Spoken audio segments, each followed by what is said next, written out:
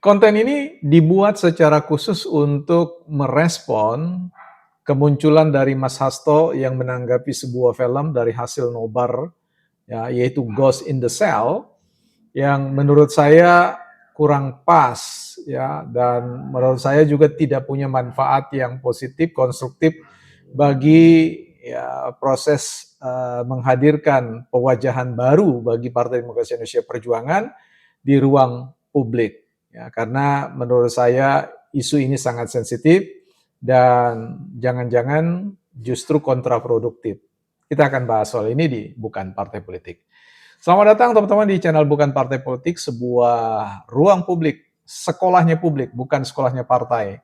Tempat kita bersama-sama belajar untuk meninggikan kemampuan kita di dalam berargumentasi, bukan meninggikan suara, apalagi emosi. Don't raise our voice, emotion, but argument. Jangan tinggikan suara, emosi, tetapi mari tinggikanlah argumentasi.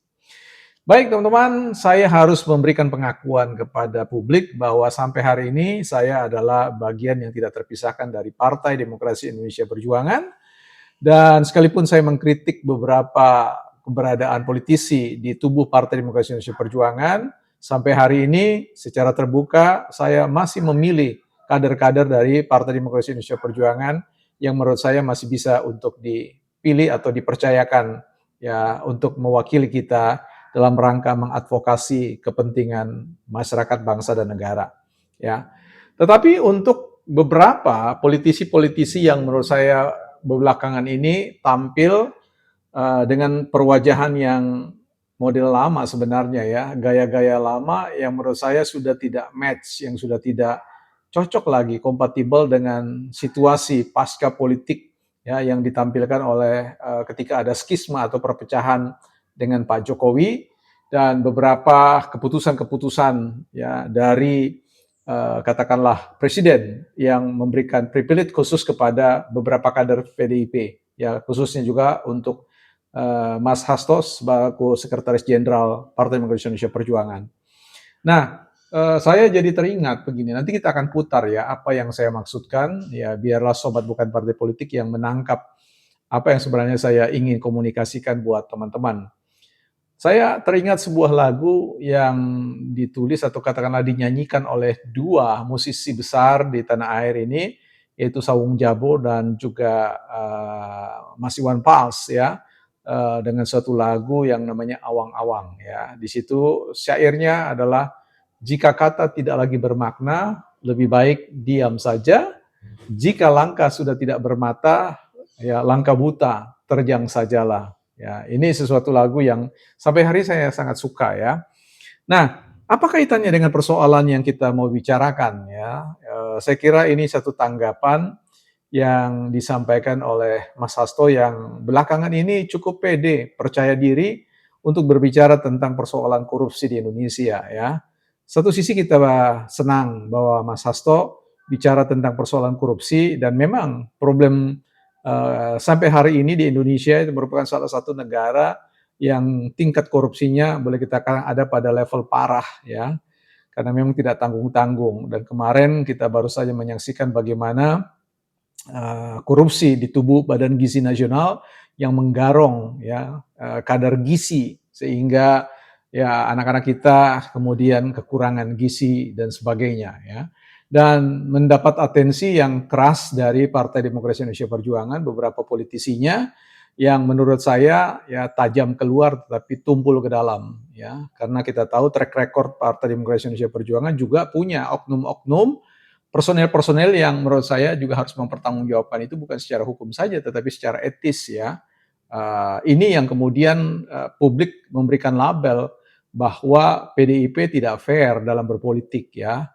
PDIP masih boleh dikatakan lebih kepada lip service daripada benar-benar dapat diuji akuntabilitasnya tentang basis ya etika moral dari para politisi-politisi yang dimiliki oleh kader-kader PDIP ya. Karena sekali lagi saya sudah katakan di awal, sampai hari ini saya adalah masih bagian yang tidak terpisahkan dari Partai Demokrasi Indonesia Perjuangan dan turut memberikan suara sampai hari ini dan mungkin tetap terbuka untuk memberikan suara kepada Partai Demokrasi Indonesia Perjuangan Tetapi kalau untuk dengan narasi-narasi korupsi, saya rasa saya harus mengkritisi Partai Demokrasi Indonesia Perjuangan. Ya, saya berharap jikalau ya apa yang ingin disampaikan oleh Mas Hasto itu menurut saya sudah ada pada titik klimaks, titik di mana agak sulit bahwa publik bisa mempercayai semua isi narasi yang disampaikan oleh Mas Hasto dan juga beberapa kader yang lain soal korupsi.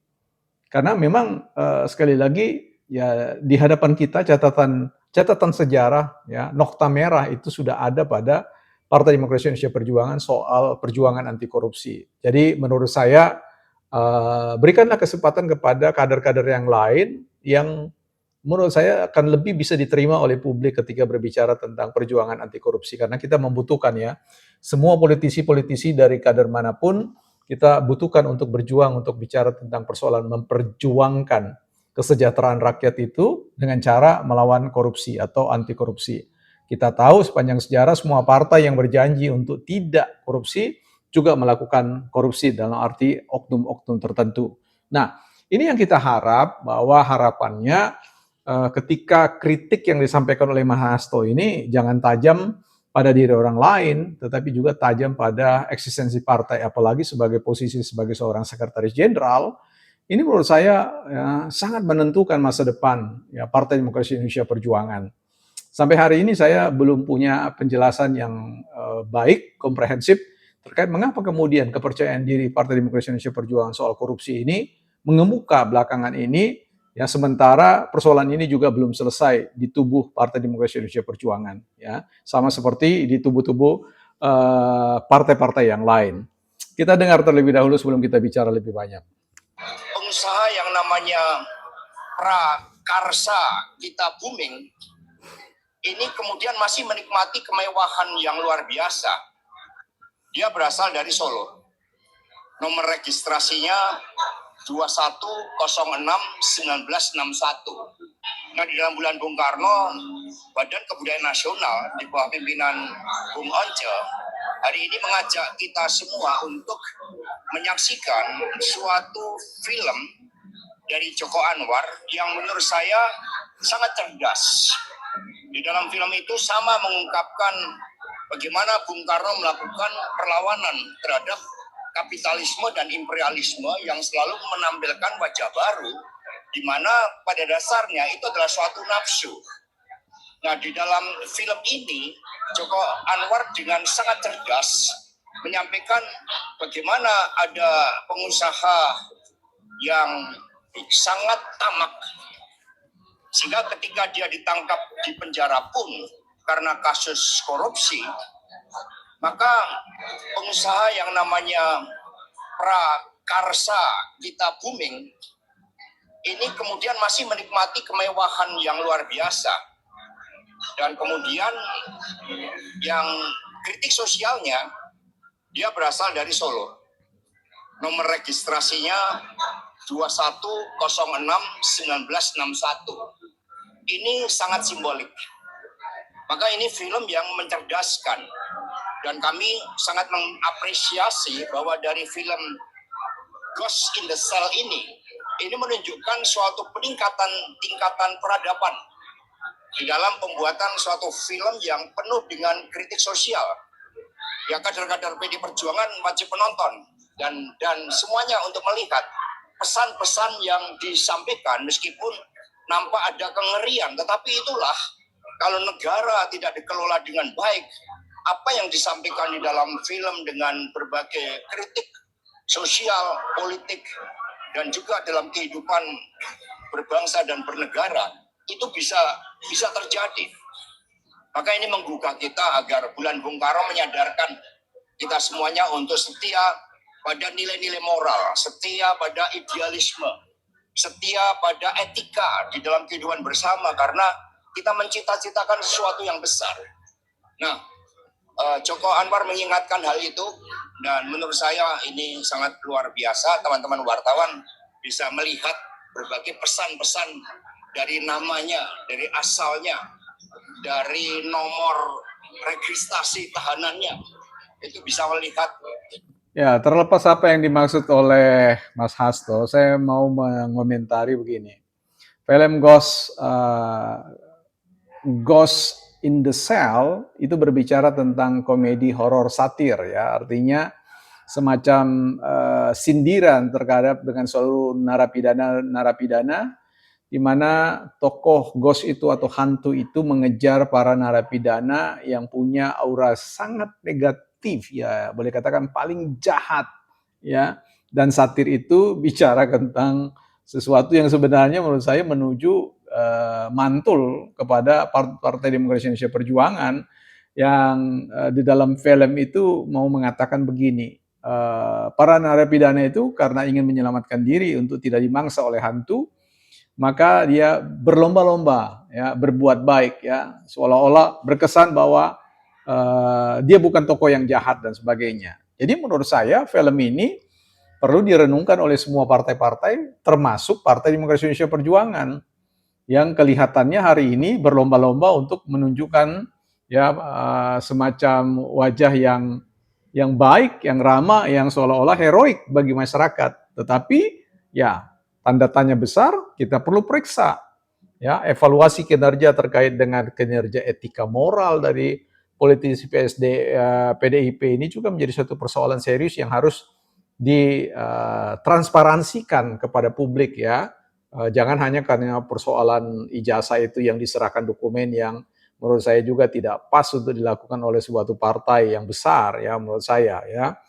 Jadi satir ya, komedi ini menurut saya ya buat kita semua lah ya, buat kita semua, buat saya secara pribadi, buat partai-partai yang lain, dan saya juga berharap buat Mas Hasto dan para politisi di tubuh PDIP supaya juga menjadikan film ini sebagai cermin reflektif ya bagi kinerja partai sendiri ya, jangan sampai kemudian hanya ingin belajar bagi orang lain. Tapi oke lah tadi Mas Hasto sudah bilang para kader-kader juga harus menonton ya supaya ya melihat diri sendiri juga, jangan sampai performa hari belakangan ini seolah-olah ingin bermain peran sebagai orang yang baik, yang heroik, yang boleh katakanlah Zorro lah, Robin Hood lah atau apalah ya, yang menurut saya perlu betul-betul konsisten karena dalam teori framing teologi dramaturgi muka belakang ya jangan sampai wajah polesan di depan itu berbeda dengan apa yang di belakang ya. Kalau hari ini kita lihat bahwa ada satu semangat dari Mas Hasto untuk mengatakan kader-kader kami tidak tidak teridentifikasi ya ambil bagian dalam proyek mega korupsi dalam konteks makan gizi gratis ya, dan itu sudah ditegaskan di awal-awal pada bulan Januari atau Februari. Kita belum tahu ada 26 nama yang sedang disiapkan untuk disampaikan oleh Pak Soni ya terkait dengan persoalan keinginan beliau menjadi justice kolaborator ya, jadi orang yang akan bekerja sama untuk menghadirkan keadilan. Tapi di poin ini saya sarankan ya, saya sarankan buat Mas Hasto mungkin berilah peran yang lain saja kalau berbicara soal seputar korupsi, persoalan suap dan yang lain-lain. Kalau menurut saya anti klimak ya.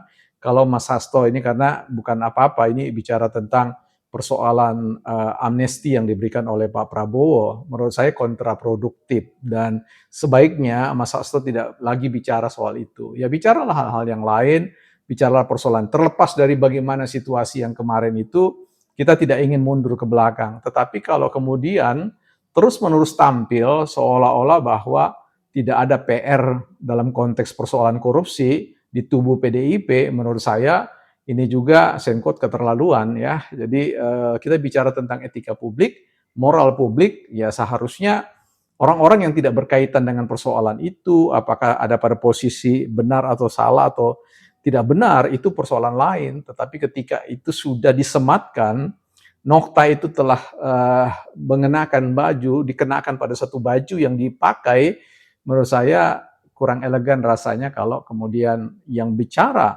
tampil di depan sebagai ujung tombak pemberantasan korupsi itu adalah elit-elit yang sebenarnya adalah bagian yang selalu dinarasikan, ya selalu dipersepsi dengan persoalan-persoalan tema-tema itu, menurut saya itu akan kontraproduktif dan publik yang waras, yang rasional biasanya akan kasih tanda tanya besar ya.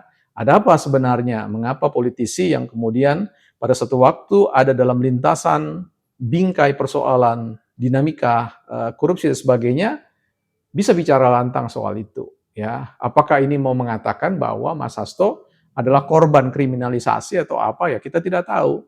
Ya, tetapi benar atau tidak benar sebaiknya berikan orang lain, porsi politisi dari PDIP lainnya yang bicara pada segmen korupsi itu. Ya, itu catatan saya dan saya bisa salah tentang hal itu. Bukan partai politik.